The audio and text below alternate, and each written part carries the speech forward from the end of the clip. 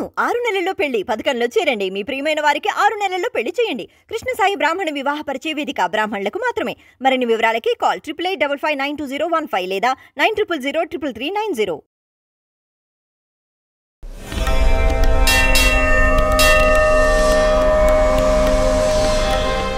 అద్భుతమైనటువంటి పాత్ర పోషించినటువంటి మహానుభావుడు హనుమ. గోష్పదీకృతమారాసిం వశకీకృత రాక్షసం రామాయణ మహామాలా రత్నం వందే అనిలాత్మజం అని ఆయన గురించి స్తోత్రం చేస్తే ఇదే స్తోత్రం చేస్తాం. ఏదైనా మనం మెళ్ళో ఒక హారం వేసుకున్నాం అనుకోండి, ఆ హారానికి రెండు వైపులా పేటలు అంటారు.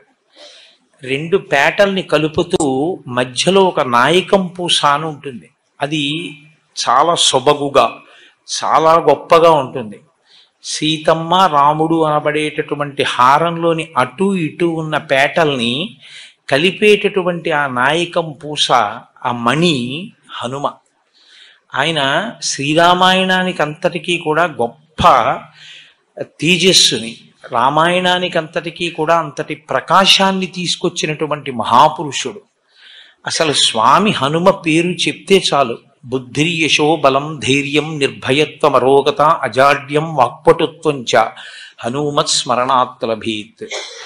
హనుమని స్మరించినంత మాత్రం చేత, హనుమకి నమస్కరించి హనుమని సేవించినంత మాత్రం చేత హనుమ యొక్క గొప్పతనం ఎక్కడుందంటే అజాడ్యం.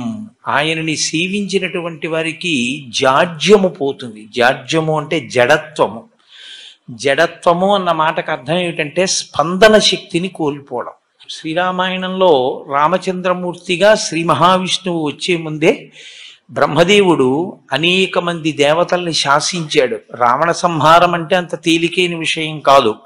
నరవానరముల చేత సంహరింపబడడు కనుక, ఆయన నరవానరముల చేత సంహరింపబడనని వరం అడగలేదు కనుక మీ అందరూ కూడా వానరాంశలలో వెళ్ళండి అన్నాడు.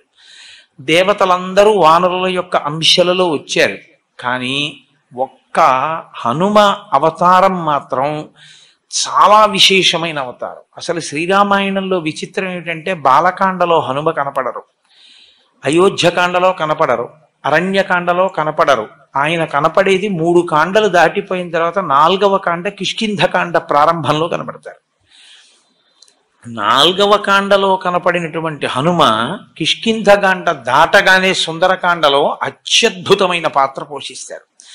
ఇంకా తర్వాత శ్రీరామాయణంలో కిష్కింధకాండ వరకు ఉన్న పాత్రల్ని మర్చిపోయిన వాళ్ళు ఉంటారేమో, కానీ ఇక హనుమ పాత్ర మాత్రం ఎవ్వరూ విడిచిపెట్టలేరు. అంత గొప్ప స్థితిని పొందుతుంది. 7 కాండల రామాయణంలో ఉత్తరకాండ చాలా మంది చదవరు, 6 కాండలే చదువుతారు. 6 కాండలలో 3 కాండలలో అసలు హనుమ గురించి ఏమీ లేదు. 4వదైన కిష్కింధకాండలో ఆయన ప్రవేశం, 4వదైన కిష్కింధకాండలో హనుమత్ ప్రవేశ సమయంలో అసలు ఆయన ఎలా పుట్టారు అన్నదాన్ని మహర్షి చెప్పలేదు. అకస్మాత్తుగా హనుమ ఆ భయపడిపోతున్నటువంటి సుగ్రీవుణ్ణి నువ్వు ఇలా భయపడకూడదు అన్న దగ్గర ప్రారంభం హనుమ పాత్ర ప్రవేశం. ఎవరి హనుమ, ఎక్కడి నుంచి వచ్చారు, మధ్యలో ఒకసారి సంక్షిప్త పరిచయం మాత్రమే చేస్తారు.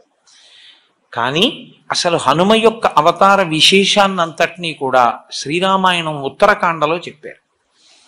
అందులో అంజనాదేవి వాయుదేవుణ్ణి తన గర్భమునందు ధరించింది, అనగా వాయువు యొక్క తేజస్సుని ధరించి ఆమె గర్భవతి అయింది. కారణజన్ముడైనటువంటి ఒక మహాపురుషుడు జన్మించాలి. ఆమె పర్వత గుహలో ఉంది ఆ సమయంలో, అరణ్యంలో. ఆమెకి శాలిశూక నిభాభాసం ప్రసూతేమం తదాంగన ఫలాన్యాహర్తుకామావై నిష్క్రాంత గహనే వనే అన్నారు మహర్షి. ఆమె శాలిశూక నిభాభాసం, హనుమ యొక్క రంగు గురించి లోకంలో రకరకాల అపోహలు. ఆయనకి తీసుకెళ్లి నీలం రంగు వేసేస్తూ ఉంటారు. అసలు ఆయన రంగు అది కాదు. ఆయన పచ్చగా బంగారం ఎలా ఉంటుందో అలా ఉంటారు. వేష్టితార్జున వస్త్రంతం విద్యుత్ సంఘాత పింగళం అంటారు సుందరకాండలో మహర్షి. మెరుపుల పోగు ఎలా ఉంటుందో అంత పచ్చటి రంగు అయింది. శాలిశూక నిభాభాసం అంటే ఒక ధాన్యపు గింజని తీసుకుని పట్టుకుంటే దాని మొన ఎలా ఉంటుందో అంత పచ్చగా మిరిసిపోతున్నటువంటి హనుమ ఆ అంజనాదేవి యొక్క గర్భము నుండి బయటికి వచ్చారు. ఆవిడికి ఆకలేసి ఓ పండు తిందామని ఆ గుహలోంచి ఆ పక్కన ఉన్న అడవిలోకి ఆవిడ వెళ్ళింది. ఫలాన్యాహర్తు కామావై నిష్క్రాంత గహనీవని. ఇప్పుడు ఈ పిల్లవాడు పడుకుని ఉన్నాడు, అప్పుడే పుట్టి ఇంకా కొద్ది సమయం ఈ పిల్లవాడికి ఆకలేసి పాలు ఇవ్వడానికి అమ్మ దగ్గరలో లేదు. పుడుతూనే ఈ పిల్లవాడికో పండు తిందామనిపించి ఆయన పైకి తలెత్తి చూశాడు. బాలసూర్యుడు కనపడ్డాడు. అంటే తెల్లవారుజాము సమయంలో సూర్యోదయ సమయమునందు స్వామి హనుమ జన్మించారు. ఆ బాలసూర్యుడిని చూసి ఇదేదో ఎర్రటి పండు అనుకున్నారు. అనుకుని వెంటనే బాలార్కాభిముఖో బాలో బాలార్క ఇవమూర్తివాన్ అన్నారంతే మహర్షి. బాలసూర్యుణ్ణి చూసి తినే పండనుకుని ఈయన కూడా బయలుదేరి సూర్యపథం వైపుకి వెళ్ళిపోయారు. ఇప్పుడు వాళ్ళిద్దరూ ఒకరికొకరు ఎదురుగా ఎలా ఉన్నారు? మహర్షి అన్నారు, బాలార్కాభిముఖో బాలో. బాలసూర్యుని ఎదురుగుండా నిలబడిన ఈ బాలుడు కూడా అంతే తేజస్సుతో ఉన్నాడు. పరబ్రహ్మమైన సూర్యనారాయణుడు తన దగ్గరికి వచ్చి తననే తినేద్దామని వస్తున్న బాలుణ్ణి చూశాడు. అరెరే, నేను ఇంత తేజస్సుతో నిలబడితే ఈ పిల్లవాడు కాలిపోతాడు. ఈ పిల్లవాడి యొక్క జన్మయే అపురూపము, అసాధారణము. వీడు లోకంలో తరువాతి కాలంలో చాలా ఉపకారం చెయ్యవలసిన వాడు. కాబట్టి ఈ పిల్లవాడిని నేను చెనకకూడదు అని తన తేజస్సుని ఉపసంహారం చేశాడు. ఆ పిల్లవాడు దగ్గరికి వెళ్ళిపోయి ఆ సూర్య బింబాన్ని పట్టుకున్నాడు, పండనుకుని తిందామని. అది పర్వకాలం కాబట్టి రాహువు సూర్యుణ్ణి గ్రసించడం కోసమని ఆయన వచ్చాడు. పిల్లలకి చాపల్యం ఉంటుంది, కాసేపు ఇది పట్టుకుంటారు, ఇంకొకటి కనపడది ఆకర్షణీయంగా అనిపిస్తే దీన్ని విడిచిపెట్టి దాన్ని పట్టుకుంటారు. కాబట్టి ఇప్పుడు ఆయన ఈ సూర్యబింబాన్ని విడిచిపెట్టి ఆ రాహువుని పట్టుకోవడానికి వెళ్ళారు. ఆ రాహువు ఈ పిల్లవాడిని చూసి హడిలిపోయి నాకు దేవతలు వరం ఇచ్చారు, నేను మాత్రమే పర్వకాలంలో సూర్యచంద్రుల్ని రాహువు కేతువు తినాలి, అటువంటిది ఇవాళ ఒక పిల్లవాడు కూడా వచ్చాడు, కాబట్టి దేవతలు మర్యాద తప్పారు, కాబట్టి దేవతల అధిపతినైన ఇంద్రుణ్ణి అడుగుతానని చెప్పి ఆయన వెనక్కి తిరిగి వెళ్ళిపోయాడు. ఈ పిల్లవాడు గబగబా వచ్చి మళ్ళీ సూర్యబింబాన్ని ఈలోగా రాహువు దేవలోకానికి వెళ్ళి దేవేంద్రుడికి ఫిర్యాదు చేశాడు. అయ్యా, పర్వకాలంలో నేను తినాలి, కానీ వేరొక పిల్లవాడు వచ్చి తినేస్తున్నాడు సూర్యుడిని, అది ఎలా సంభవం? నేను వస్తాను పద అని ఇంద్రుడు బయలుదేరి వచ్చాడు ఐరావతం మీద. ఈ పిల్లవాడు సూర్యబింబాన్ని పట్టుకుని అది ఏదో కొరికి తినబడేటటువంటి పండనుకుని కొరకబోతున్న సమయంలో మళ్ళీ రాహు వచ్చాడు. ఆయన మళ్ళీ ఈ బింబాన్ని వదిలేసి రాహువు దగ్గరికి వెళ్ళాడు. రాహువు భయపడి వెనకనున్న ఇంద్రుడి దగ్గరికి వెళ్ళాడు. ఈయన మళ్ళీ రాహువుని విడిచిపెట్టి ఇంద్రుణ్ణి చూశారు. ఇంద్రుడు ఏనుగు నచ్చింది సార్ ఆయనకి, ఎందుకంటే తెల్లగా ఉంటుంది ఐరావతం పుష్టిగా.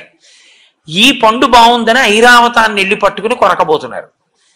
ఎక్కడ లేని కోపం వచ్చి ఇంద్రుడు వజ్రాయుధం పెట్టి కొట్టాడు. కొడితే అంతే, ఎడమ దవడ విరిగి ఆ పైనుంచి కింద పడిపోయారు.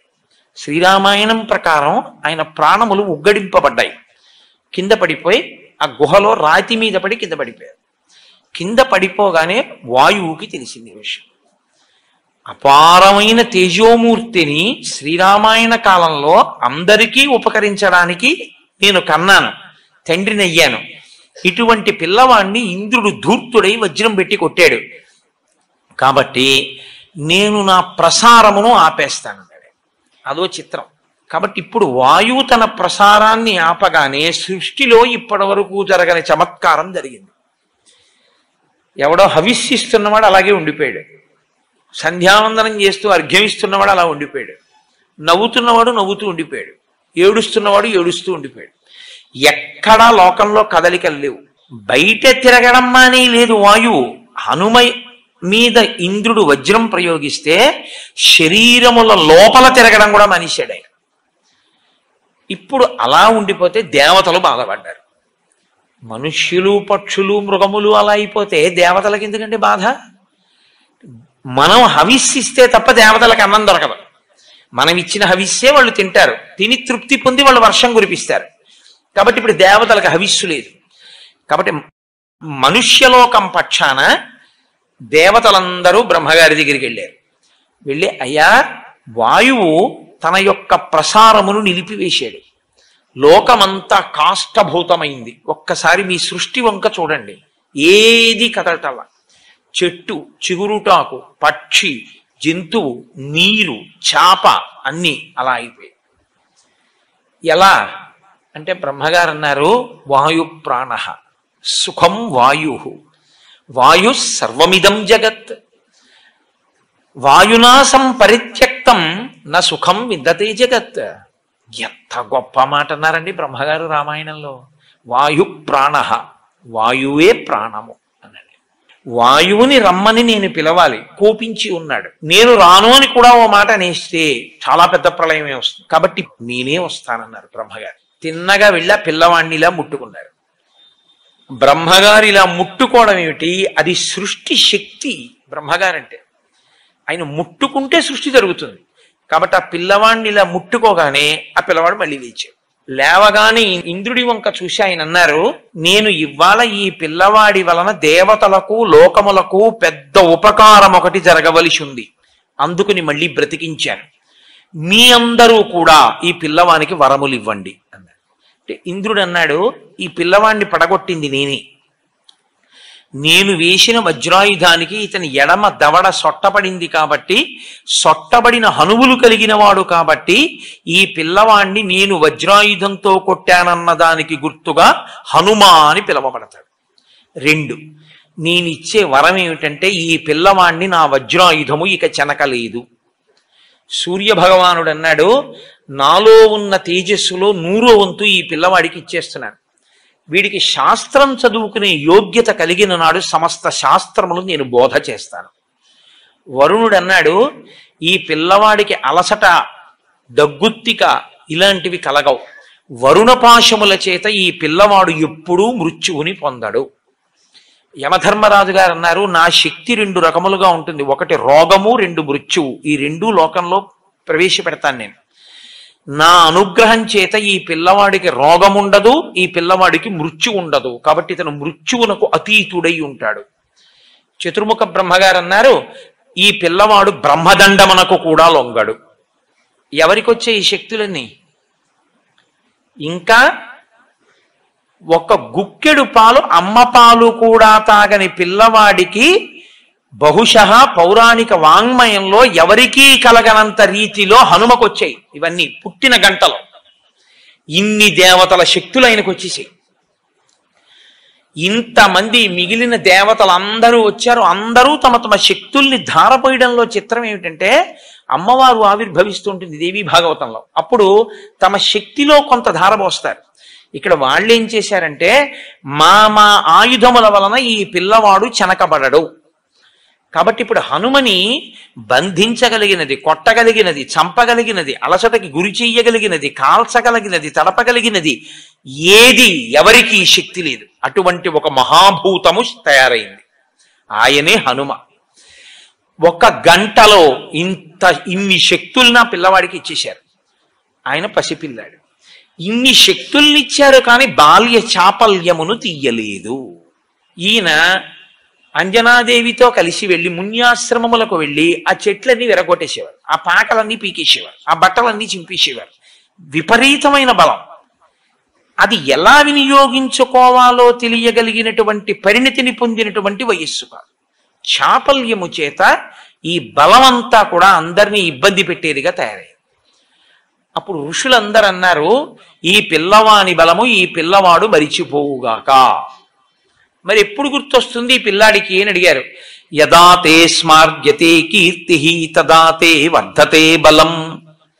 ఈ పిల్లవాని యొక్క బలాన్ని మళ్ళీ జ్ఞాపకం చెయ్యడం కోసమని ఏ మహాపురుషుడు ఏ కాలమునందు స్తోత్రం చేస్తాడో ఆ కాలమునందు జ్ఞాపకానికి వస్తుంది.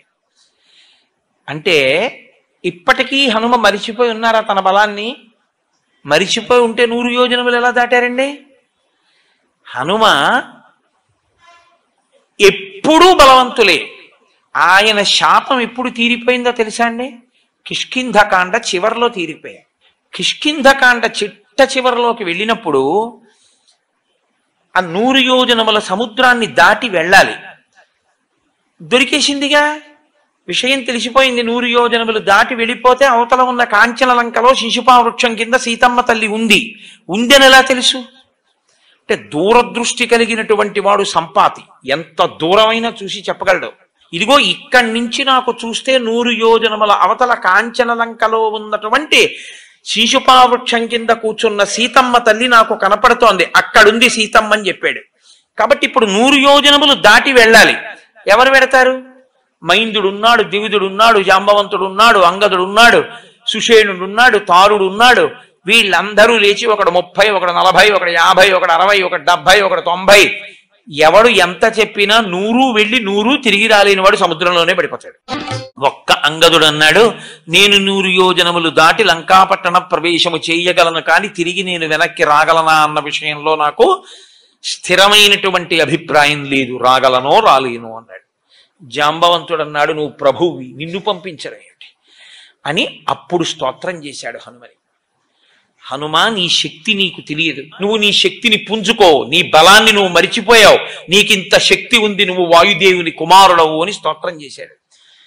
ఆయన్ని స్తోత్రం చేసి గుర్తు చెయ్యగానే శాప విమోచనం అయిపోయాడు, ఆయనకి బలం వచ్చేసింది. హనుమ ఉత్తరక్షణ ప్రతిజ్ఞ చేశారు, నేను ఇక్కడ నుంచి బయలుదేరితే, నేను నిలబడినప్పుడు, నేను ఇక్కడి నుంచి ఎగిరినప్పుడు నా పాదముల యొక్క శక్తిని భూమి తట్టుకోలేక పాతాళములోకి కుంగిపోతుంది. కాబట్టి నేను మహేంద్రగిరి పర్వత శిఖరముల మీద నిలబడి అక్కడి నుంచి బయలుదేరుతాను. నా శక్తి ఏమిటో నాకు అర్థమైంది. 100 యోజనముల సముద్రమును నేను లంఘించి ఆవలకి వెళ్ళక్కర్లేదు, నేను ఇప్పుడు 100 యోజనములు గడచి వెడతానన్నారు ఆయన. అప్పుడే పోయింది ఆయనకి ఆ శాపం. హనుమ గురించి ఒక మాట చెప్తారు కిష్కింధకాండ చిట్ట శ్లోకంలో, సవేగవాన్ వేగ సమాహితాత్మా హరిప్రవీర పరవీరహంత మనస్సమాధాయ మహానుభావో జగామలంకాం మనసా మనస్వి. ఇది చివరి శ్లోకం కిష్కింధకాండకి. మహర్షి అన్నారు, శరీరంతో వెళ్ళాలి సముద్రం దాటి, మనసుతో వెళ్ళిపోయారు హనుమన్నారు. అది ఆయన మనోజవం, ఆయనకేం భయం లేదు. హనుమ అంటే హనుమే. అందుకే రామాయణంలో మీరు జాగ్రత్తగా పరిశీలిస్తే హనుమ ఎక్కడ ఉంటారో అక్కడ ప్రాణములు నిలబడతాయి. మీరు చూడండి, ఆయన మొట్టమొదట కిష్కింధకాండలో కనపడ్డప్పుడు సుగ్రీవుడు హడిలిపోయి పారిపోతున్నాడు. ఆపారు ఆయన. ఎందుకు అలా పారిపోతున్నావు అని అడిగారు. లఘుచిత్తతమాత్మానం నస్థాపయసి యోమతః అన్నారు ఆప్ చేసి. ఇంత తేలికైన మనస్సున్న వాడివి, ఇంత పిరికి వాడివి, నువ్వు వానరాజ్యానికి రాజు అవుతావా నువ్వు? అహో శాఖా మృగత్వంతే అన్నారు. అది మంత్రి అంటే. ఎప్పుడు ఎలా మాట్లాడాలో అలా మాట్లాడారు. కొమ్మల మీద తిరిగే కోతి ఏమిట్రా ఈ పరుగో అని అడిగారు. ప్రభువు అని దయ చూపించలేదు. ఏమిటా పరిగెత్తడం ఏమిటి? ఎందుకు పరిగెడుతున్నావు ఋష్యమూకం మీద? వాలి రాడుగా ఇక్కడికే, దేనికి నీకు భయం? ఇద్దరు నరులు వస్తున్నారు, చూడు ఎలా ఉన్నారు. రామలక్ష్మణులు వెళ్ళిపోతున్నారు అక్కడ పంపా తీరంలో. వాలి పంపి ఉంటాడు నన్ను చంపడానికి, వాళ్ళిద్దరిని చూస్తే భయం ఇట్లా, అందుకే పారిపోతున్నానన్నారు. చూస్తే పారిపోవడమే, వాళ్ళెవరో ఏమిటో నేను కనుక్కొస్తాను, అలా ఉండు. వెళ్ళి రామలక్ష్మణులతో సుగ్రీవుడికి మైత్రి చేయించారు. రామలక్ష్మణులకు సుగ్రీవుడికి మైత్రి జరిగింది కాబట్టి సుగ్రీవుడికి రాజ్యం వచ్చింది. సుగ్రీవుడి భార్య రుమ సుగ్రీవుడికి దక్కింది. అసలు యుద్ధకాండలో ఆయన చేసినటువంటిది ఒక అత్యద్భుతాన్ని చేశారు ఆయన. అది అనన్య సామాన్యం. ఎందుచేత అంటే ఒకరోజు యుద్ధకాండలో ఇంద్రజిత్ యుద్ధం చేశాడు. యుద్ధం చేసినప్పుడు వానర సైన్యంలో ఎవ్వరూ లేచి నిలబడడానికి వీలు లేకుండా రామచంద్రమూర్తి అంతటి వాడు నిలబడిన తీరుని వాల్మీకి మహర్షి వర్ణించారు. వడగళ్ల వానలో నిలబడిన వాడిలా ఉన్నాడు రాముడు అన్నారు. ఒక వానరుణ్ణి కాదు, కొన్ని కోట్ల మంది వానరుల్ని, 84 కోట్ల మంది వానరుల్ని అని నాకు జ్ఞాపకం. ఆకాశంలో మేఘాల చాట్న ఉండి ఎప్పుడు బాణం తీశాడో, ఎప్పుడు బాణం వేశాడో తెలియకుండా అందరి శరీరంలోనూ బాణాల ములుకులు విరిగిపోయాయి. కొన్ని లక్షల మంది చనిపోయారు. కొన్ని లక్షల మందికి కాళ్ళో చేతిలో విరిగిపోయాయి. రామలక్ష్మణులు కూడా పడిపోయారు నేల మీద. ఆ పడిపోయిన రోజున బ్రహ్మాస్త్రానికి కట్టుబడడు కాబట్టి ఇంద్రజిత్ బ్రహ్మాస్త్రం వేసి వెళ్ళిపోతే హనుమ ఒక్కరే బ్రహ్మాస్త్రమునకు కట్టుబడరు కాబట్టి ఆయన లేచారు. గౌరవం ఇచ్చి బ్రహ్మాస్త్రానికి కాసేపు కట్టుబడి లేచారు. విభీషణుడికి తెలుసు కాబట్టి తట్టుకున్నాడు. ఇక మిగిలినటువంటి వీళ్ళిద్దరూ 2 కాగడాలు పట్టుకుని అసలు బతికున్నారా ముఖ్యమైన వీరులు చూద్దామని వెడుతున్నారు. పెద్దవాడు అని జాంబవంతుడి దగ్గరికి వెళ్ళారు. కనురెప్ప పైకెత్తడానికి లేదు జాంబవంతుడికి, అలా కొట్టేశాడు ఇంద్రజిత్తు. పడిపోయి ఉన్నాడు ఆయన పెద్దవాడు. కాగడాలు పట్టుకుని వెళ్ళి విభీషణుడు అన్నాడు, తాతా కుశలమా అని అడిగాడు. అంటే జాంబవంతుడు అన్నాడు, హనుమ కుశలమా అని అడిగాడు. అడిగితే విభీషణుడు అన్నాడు, తాత రామలక్ష్మణులు కుశలమా అని అడగవలసింది, నువ్వు అలా అడగలేదు. నువ్వు అలా అడగకుండా హనుమ కుశలమా అని అడుగుతున్నావు, పొరపాటు పడ్డావా అన్నారు. అంటే జాంబవంతుడు అన్నాడు, నేను పొరపాటు పడి అడగలేదు, పూర్తి స్వస్థతతో ఈ మాట చెప్తున్నాను నేను. ఎందుకో తెలుసా? ఆ హనుమ ప్రాణాలతో కాని ఉన్నారా మనందరం ఉన్నట్లే. హనుమజ్జుజ్జిత ప్రాణే జీవంతోపి వయం హతాహ. ఆ హనుమ కాని మరణించారా మనందరం బతికున్నా చచ్చిపోయినట్టు. ఒకవేళ మనందరం చచ్చిపోయిన హనుమ ఒక్కరు బతికుంటే మనందరం బతికినట్టే, బతికించేస్తారే. అందుకు అడిగాను, ఉన్నాడా క్షేమంగా? ఇంకొకడైతే ఈ కితాబు విన్నందుకు, చూశావా నా సంగతి అంటాడు విభీషణుణ్ణి. హనుమ వంగి జాంబవంతుడి పాదములు పట్టుకుని, తాత హనుమ నీకు నమస్కరించుచున్నాడు అన్నారు. అంటే ఆయన అన్నారు, నాయన వేళ లేదు, ఈ రాత్రి లోపల బతకాలి సైన్యం. ఉత్తర క్షణంలో ఎక్కడున్నారు వాళ్ళు? దక్షిణ సముద్రానికి ఆవల కాంచనలంకలో ఉన్నారు. ఈ రాత్రికి రాత్రే నువ్వు ఇక్కడి నుంచి ఎగిరిపోయి ఉత్తర దిక్కున కైలాసము వృషభము అన్న 2 పర్వతముల మధ్యలోకి వెళ్ళాలి. అక్కడ ఒక ఓషధీ పర్వతం ఉంది, అందులో 4 ఓషధులు ఉన్నాయి. నువ్వు వెంటనే వెళ్ళి ఆ 4 ఓషధులు పట్టుకొచ్చేయాలి 10 నిమిషాల్లో. వాల్మీకి రామాయణంలో మహర్షి ఏమన్నారో తెలుసా అండి? రావణాసురుడి మేడ కూడా కదిలిపోయింది ఆయన వేగానికి. ఇలా కన్ను మూసి కన్ను తెరిచేటప్పటికి మెరుపు మెరిసినట్టు వెళ్ళిపోయారంటే అది ఆయన మారుతతుల్య వేగం. అంటే కైలాసము వృషభము మధ్యలోకి వెడితే ఓషధులు అనుకున్నాయి, ఈయన మనని తీసుకెళ్ళిపోవడానికి వస్తున్నాడు, ఈయనకి కనపడకుండా దాక్కుందామని తేజస్సుని అవి ఉపసంహారం చేస్తే రామకార్యం మీద వచ్చిన నాకు ఉపయోగపడకుండా దాక్కుంటారా? మీరెక్కడున్నా మా వైద్యుడున్నాడు సుషేనుడు, ఆయన కనిపెడతాడు అని పర్వతాన్ని పెకలించి తీసుకొచ్చేశారు లంకాపట్టణానికి. తీసుకొచ్చి అక్కడ ఆ పర్వతాన్ని దింపితే ఈ 4 ఓషధుల యొక్క శక్తికి ఈ 4 ఓషధులు ఎవరి కొరకు తేబడ్డాయో వాళ్ళు బతుకుతారు, అందుకని రాక్షసులు బతకలేదు. అది హనుమ యొక్క శక్తి అంటే.